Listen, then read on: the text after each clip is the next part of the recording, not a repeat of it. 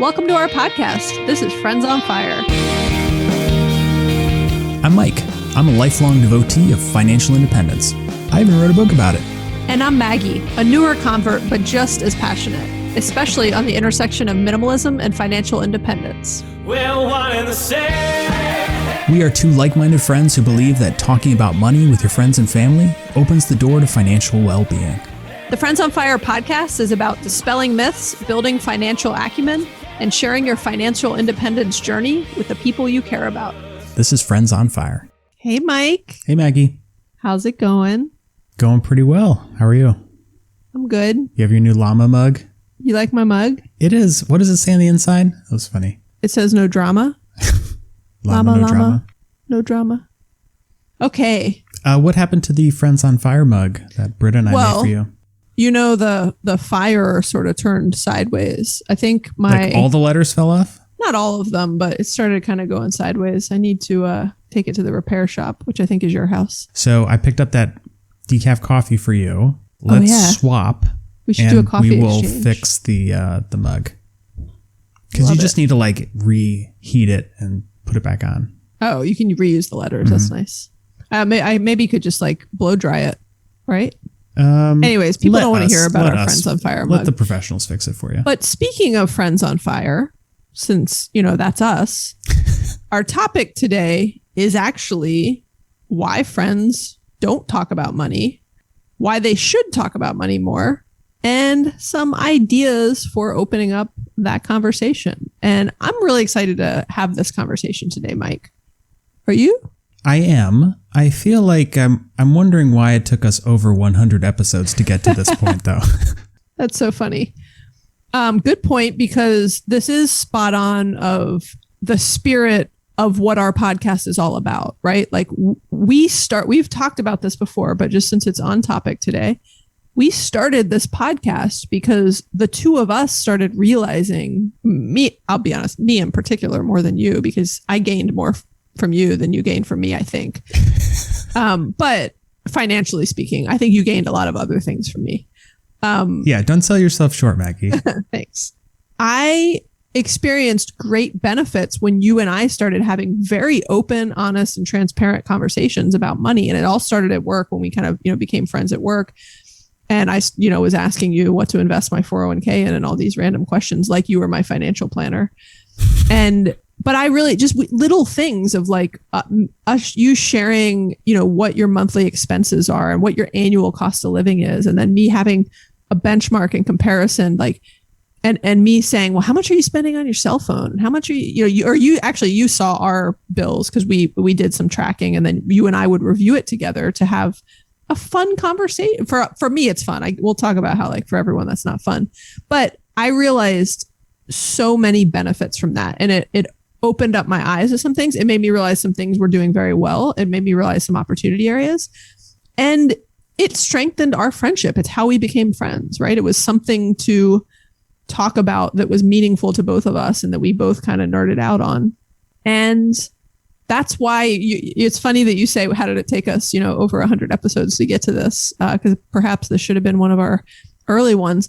But I think having this podcast has actually made me learn a lot about when friends will and won't talk about money, because it's created a mechanism with my own friend group, close friends, and then also more extended friends. And I'll see people who listen and then ask questions, and then I'll see people who don't listen and don't want to discuss this at all, right? I was taking a breath to give you a chance to say something. Oh, I can speak now? You can talk now. All right. That's actually a very good point. And I agree with you. I've had a lot of people, particularly at work, feel comfortable coming to me with personal financial situations because they see how you and I, or they hear how you and I talk to each other about it.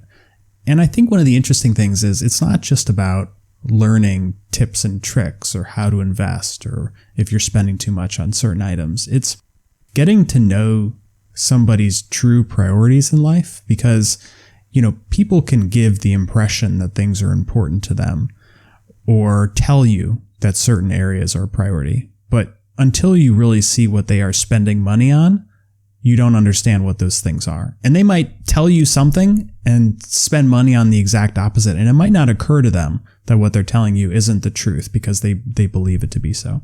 So getting into these discussions can help you really understand what drives somebody, and you can find some common ground with people. And that's how friendships are made. Well, I think it's interesting too, is with your friends, your acquaintances, all the way to your close friends, you see, and people are willing to kind of, show off the front end of things that cost money, right? So they want to show you their new car. They clearly are making their, house look nice for various reasons. And look, to be clear, I think it's nice to have your house looking nice on the front. And, it doesn't need to look fancy, but just, keep your yard clean, etc.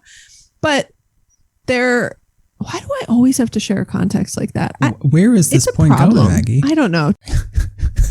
So I think it's so interesting that people are able to, quote, like show off the front end of things that cost money, from your acquaintances to your good friends. You see what they have. You see what cars they're driving. You see the house they live in. You see the clothing they wear.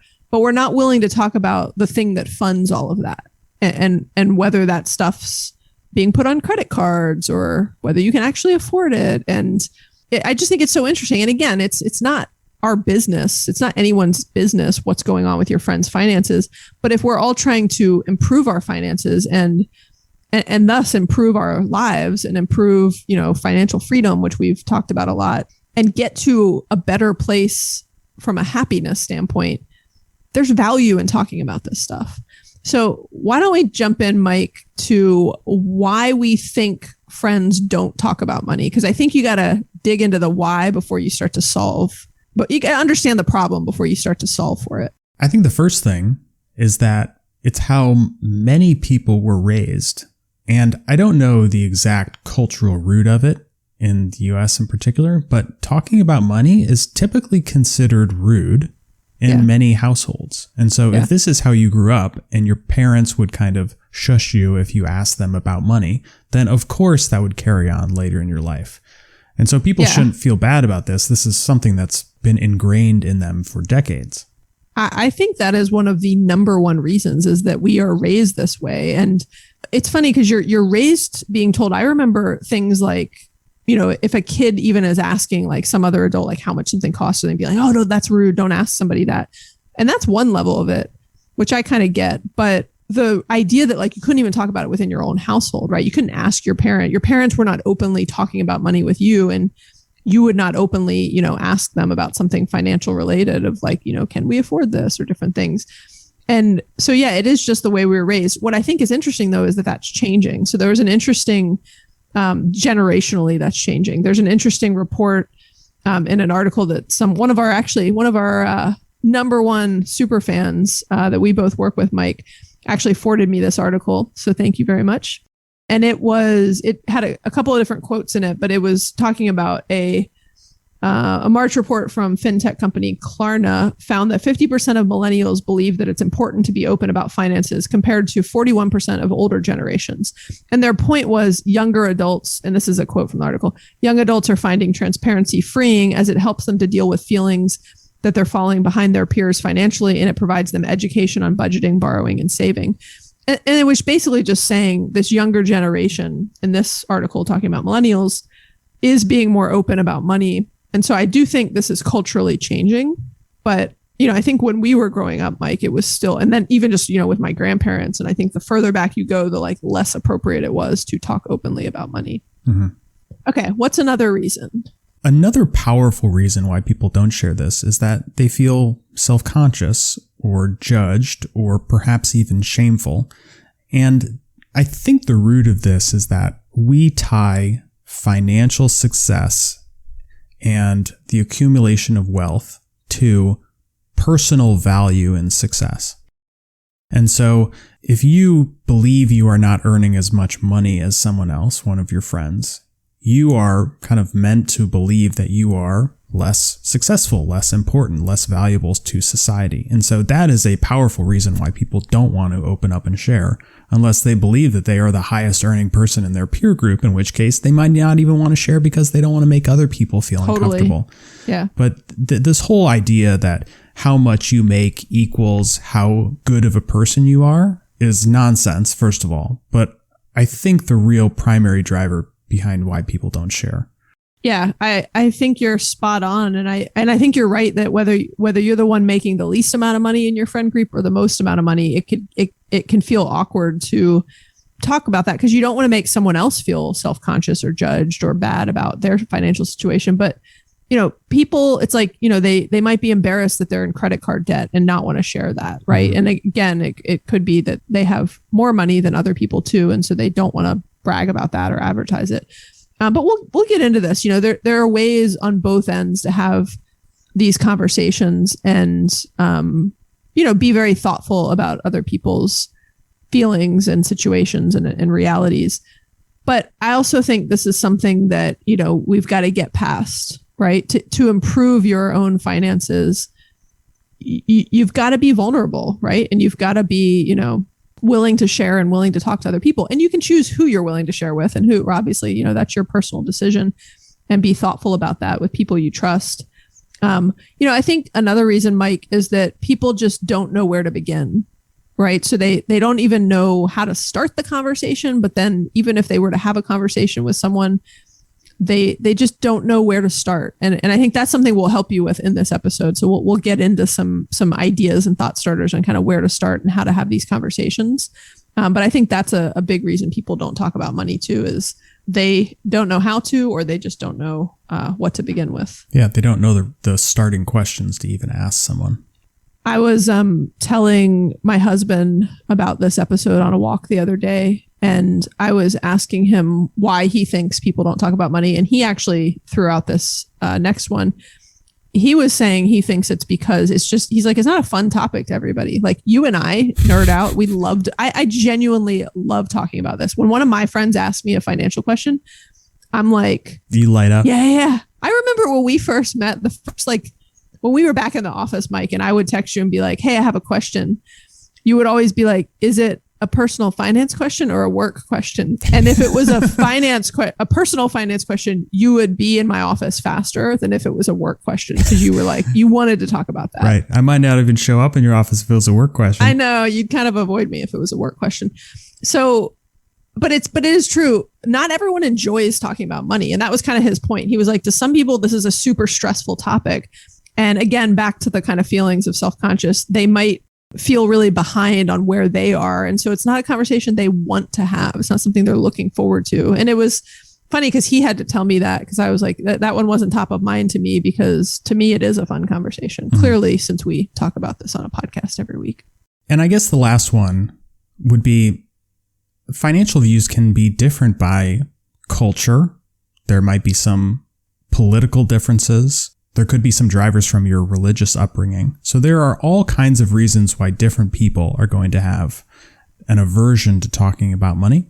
But what I think is interesting is that we often talk about politics and religion, which are considered very hot topics, but nobody talks about money, which seems like the most benign of all three of those. It seems like less offensive than everything costs the same to all of us. It's like on political and religion, those are things that are tough to argue and move people's points on. But on money, like, it's pretty cut and dry with money. It's a mathematical thing. It's not, there's not a lot of gray space in there, right? Everything costs the same to all of us. So of all topics that are taboo, I just think it's funny that we will talk about so many things with our friends, but we'll talk about people's sex lives. We'll talk about just all sorts of things, but we won't talk about money. Yeah, you can endlessly debate the existence of a God, to which there's no answer, but you can definitely calculate how much mortgage interest you're paying, right? Right, but we won't, talk about how much we're all putting into our 401k every year, right, and the benefits of putting in more early. So speaking of benefits, let's shift gears, Mike, to the benefits of talking to your friends about money. Like, why? So we've talked about why people don't do it. Let's talk about why people should do it. First one is, if you are talking to your friends about money with the intention of learning something and getting better, it will definitely improve your finances. Because once you learn what other people are doing, and then perhaps from them learn the background, or because of them go do more research, you're going to get more knowledgeable about this, because these are not secrets. This information, as you mentioned, it's very cut and dry. It's mathematical. The right answers are out there. And the more you talk to people, the more you're going to be able to benchmark yourself, and the more you're going to be able to know if you are doing the right thing. Yeah. And Mike, when you say the right thing, I think it's worth adding for people to understand that there's not one right way to do stuff, right? So don't like, we believe talking about money with your friends will improve your finances. You're right, Maggie. But let me clarify. You will learn what the right thing for you is. Exactly. Everybody's situation is different, and there is no one-size-fits-all financial solution. But when you talk to your friends and you understand their situation and their decisions and their reason behind doing things, you will, over time, figure out what is right for you. And the right decision is a mathematical one. Yeah. And that's, you said that perfectly, Mike, because what I wanted to remind people of, well, A is exactly what you said, but B is the idea of just because you're sharing things with your friends about money, it doesn't mean you need to do what everybody else is doing. Like, you still need to make your own decisions of what is right for you. But just like when you're doing, when you're doing some project at work and you do a competitive assessment, your friends are not your competition, by the way, but you're going and looking at what other people are doing, which is what we call benchmarking.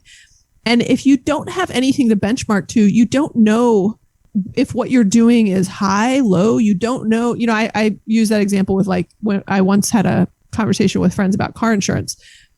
I don't know what my car insurance, if I'm paying a lot or a little compared to other people, until I start to talk to other people and say, like, are you guys all paying $3,000 a year for car insurance? Does that sound normal? And then, we can dig into, why we might be paying more or less or whatever, but you just don't know until you talk to people. So yes, talking to your friends about money will improve your finances. It is just about guaranteed. Let's call it a friends on fire guarantee, Mike. 100% money back guarantee. To be clear, you don't give us any money, so we wouldn't need to give you any back if you aren't happy, but right. Let us know. The second point, there's really two big benefits to this, right? The first one is what Mike just said, is it'll improve your finances.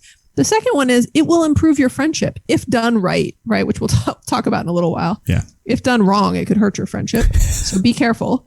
But we've said it a few times. You get into more meaningful conversations about what truly matters in life when you have deeper conversations with your friends. You get to know each other on a deeper level. You're vulnerable with each other. And that vulnerability and those deeper conversations, they strengthen your friendships. Yeah, I couldn't agree more. And it's a great, I know so much more about you, Mike, because I know what matters to you and we don't just have these like on the surface conversations about like, oh, what'd you do last weekend? Or, when we still have let me tell you about my Chacos. Yeah, right. Oh my gosh. One of my best friends was just in town from California, and she listens to the podcast every week. And I was wearing my new Chacos, and she like looked down at them and was like, I like your Chacos, Maggie. And I know she listens, and I go, are you saying because of the podcast? And she was like, yeah, but I really do like your Chacos. But would she have noticed them if you had not brought it up on the show? Probably not enough to like compliment me on them. Yeah. So it was funny. I thought it was cute. I was impressed. All right. So one last point on the benefits of talking about money with your friends before we move into some ideas is that friends should also include parents and children. And so this isn't just your social friends. The close people in your life are who you should have these conversations with, because you will find all the same benefits.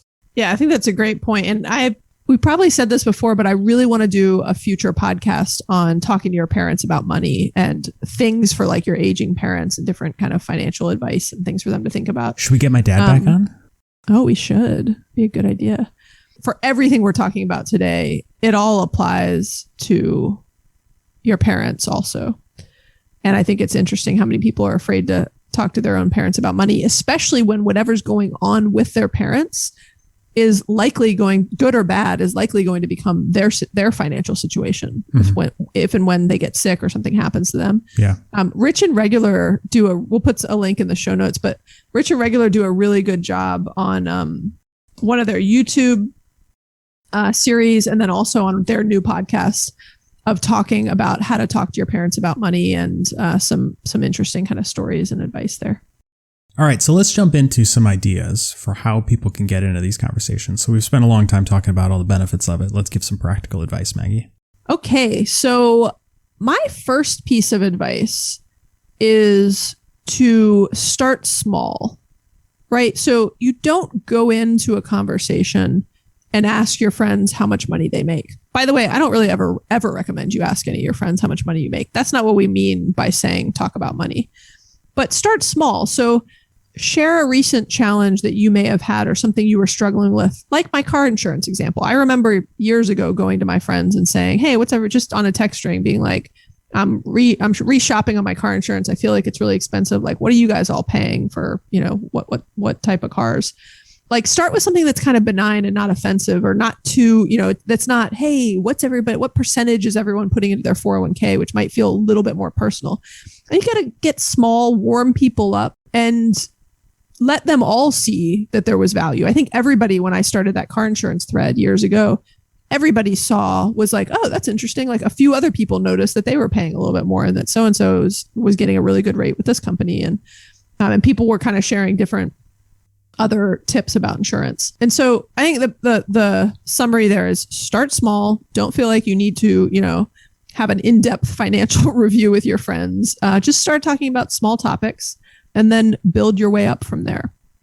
And along those same lines, you don't need to share everything, which, Maggie, this must be challenging for you. All this context you want to get off your chest. Very much so. But you don't have to. When you were talking about, even if you wanted to talk about how much you're putting into your 401k, you don't need to turn over your entire balance sheet or your net worth chart. You can just get into something at a high level. You could talk about things hypothetically, or, just dive into a specific maybe challenge in understanding or misunderstanding you have about something and see what their response is. So keep it small, Maggie, to your point, and then make sure you don't overshare right off the bat to turn them off. When I was thinking about this episode, Mike, one kind of fun idea, which again, not everybody would consider this fun, so disclaimer, is, get creative on how you do this too. So for example, you could host a fun kind of personal finance themed dinner party with your friends where you let people know. I want to do this. I know. Well, we talked about doing this with Friends on Fire early on, and then a global pandemic hit. We'll get back to it soon. Yeah. We'll host one of these soon. But where people know what they're coming into, you tee it up, you set it up so they're not like surprised. And if people don't really or like don't want to talk about money at all, they don't have to come, right? And so, you can kind of lay out some ground rules, some best practices, like this is a safe and confidential space, no judgment. We treat this like Vegas. What happens at this dinner party, stays at this dinner party. And you might say things like, hey, we're just going to come and we're going to focus on our cost of living and kind of share advice around, like, what are we spending on groceries every month? What are we spending on insurance, utilities, et cetera, to get ideas for, how we can save money, or maybe it's going to be an investment focused one of like, none of us know what to do with our additional cash and how to invest it. Or, maybe if you're more advanced, you're going to host one on cryptocurrency where, my brother's really into this lately. And so we've been talking to him a lot about it. So maybe, whatever the topic is, whether it's a more, beginner elementary dinner party versus a more advanced focused topic, but just, hosting like a fun dinner on that. And even saying, hey, this is going to be a dinner where we each bring a dish. We're not going to eat out because that would defeat what you could still do this while eating out. But it'd be ironic to go have like a fancy dinner while you talk about how you can save money. But that's one idea. So get fun about this. But when you think about ideas for opening up the conversations with your friends, if you want to be the person who sparks more of these conversations, get creative about what you're going to do. Another idea that some people might consider fun is doing a spend tracking exercise with your friends. And Maggie, this was one of the first things that you and I started doing. And you challenged me. You sort of like assigned me that I should start tracking my expenses and that you wanted to then review them every month with me. Yeah. Well, I knew you needed this because when I asked you, you would do that thing where you go and like you smack your lips and go, well, and I knew you had no idea. So I think you were asking me like how much it cost me to live for a year. And I was like, well, you see. So we have on our Etsy store a spend tracking template. It's very easy to use. You could give it to one or two or three of your friends, and then you each go and do this and then compare notes. I think you will find it to be very unintrusive and fun to get to know what people are spending money on, and you will learn a lot about their behaviors and their good ideas, and they will learn a lot from you. To be clear here, for anyone who's freaking out about this one, you're not tracking at the individual item level. So if you bought something embarrassing that you don't want people to see, you're tracking it like a category level, right? So that would go in your other miscellaneous category or your model airplane category, Mike, whatever categories you have. I'm embarrassed hobbies. about that. You're not, even medical, right? They're not seeing like what your medical bills are, right? It's just showing what your general categories are when you're doing expense tracking like that. But it's funny you say that, because I found that people are very willing to share all kinds of medical details about their lives, more so than their financial you're right. ones. They'll talk about anything but finances. Yeah. Like, check out this rash I have on my foot. Take a look at it. Isn't it gross? Yeah, that's funny. I think another tip that's super important on all of these things, whether you're starting small or whether you're hosting a dinner party, is, really focus on being disarming and showing a lot of humility when you bring these topics up, right? This is not a competition. You really need to focus on avoiding any sort of language that is shaming to other people or putting judgment into the space, right? Ask questions, just make it a very safe space. And I think the more humble and disarming you can be when you're having these conversations, it's incredibly important. And understand also understand your place versus other people. Like you probably have a sense of like, in your friend group, are you the one that makes the most money? Are you somewhere in the middle? Or are you at the bottom, right? Because I think that's also going to have like, just be aware of, the conversation you're going into and be really sensitive to other people around you, because that approach is what is going to make this a conversation that is more comfortable for everybody and not intimidating. And then once you get into these conversations and someone opens up with you, make sure that you keep that momentum. It is very easy for someone to close back up after opening up. You need to build trust with that person, that friend or that family member, and keep these conversations going, because not only will they continue, they will get more robust and more meaningful. Do you know what talking to your friends about money has in common with peeing, Mike? What? Like once you break the seal, it just opens everything up, you know? Was that the best metaphor for the show? That was the only metaphor I could think of. Oh, because okay. Once you start talking to your friends about money, it opens up. Like you then can, it's like you've broken the seal. We now can talk about money and we realize we can, and then we can have more conversations about it. Another way that is super helpful if you're not the sort of person who's going to just come right out and ask your friends questions or host a dinner party or other things, you can suggest a podcast or a book that you read that you enjoyed. This podcast, if you'd like, but any podcast, to start opening up the conversation. The reality is that sometimes it's easier for people to talk to strangers about this versus their good friends, which I think is kind of just so funny. Mm-hmm. But it's true, right? It creates some level of kind of anonymity there that I think helps some people with conversations about money.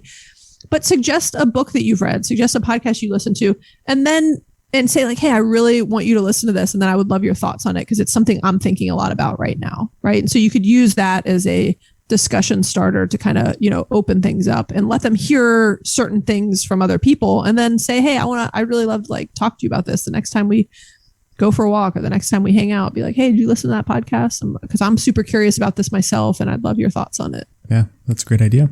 I hope it would be this podcast. If you are already listening to this episode, I hope that you would send it to your friends. Yeah, that's a good point. Along those same lines, if you can't get your real life friends, your in-person friends to talk about this stuff with you, the community that has been built around personal finance, blogs, and podcasts, around travel hacking, around all of these things, everyone, the people who create that material and the people who consume it, are all super interested in being involved in discussing it with other people. And if you have emailed Maggie and I before, or you've called in and left a voicemail, you will know that we put a lot of time and energy into these responses because we enjoy it so much. And so don't think of people who create material as somebody who's just off on the internet. Like, consider them a friend and reach out to them. And I can almost guarantee that anybody who is producing this material online will want to get back to you and help you out because we are all very passionate about it.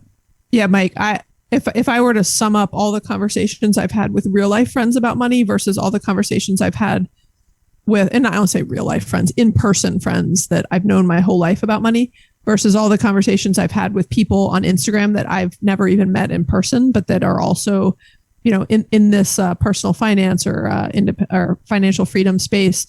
I've had way more social online discussions about money, and that's fine, right? Again, if you're not able to, we certainly encourage you to have these conversations with your in-person, lifelong friend network and family and children. But if you're just not able to, for some reason, turn to social media, because whether you're on Twitter, Reddit, Facebook, Instagram, it doesn't matter. There are large communities online that are very passionate and open and understanding, and they're vulnerable. I mean, there's people on Instagram that share I love Prescriptions and Paychecks. She's like one of my favorite Instagram accounts. She literally puts her pay stubs on Instagram. She shows what she's making, where it's going. It's incredibly eye-opening to see that with other people and see exactly how much is going to her mortgage, how much is going to food, how much is going to her stocks every month. And it's just really, there's so many people like that are very open and vulnerable. And it is incredibly helpful for other people to see that. So I greatly appreciate all the people who do that on social media. All right. Should we get into our top 3 takeaways, Maggie? Yeah, let's talk about our top 3 takeaways. Number 1, there are so many benefits that come from talking to your friends about money. The quick ones are it will improve your finances and it will improve your friendships. Number 2, start with yourself and be willing to open up and be vulnerable with your friends. And this will motivate them to open up as well. Okay, number 3, start small and don't overshare until your friends are also ready to have this conversation. All right, Maggie, this was fun. I'm glad we are friends. I'm glad we're friends that talk about money. Yeah. That didn't have the same ring as Friends on Fire. So that's why the podcast is called Friends on Fire, not Friends Who Talk About Money. Friends who frequently talk about money when outside of work. Yes.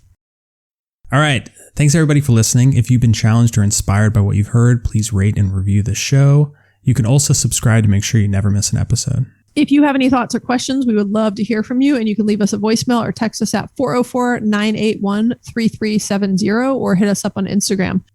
Another special request is we would love for anyone to leave us a review on Apple Podcasts. It really helps to have those reviews for people and like fresh and frequent reviews for people to find our podcast.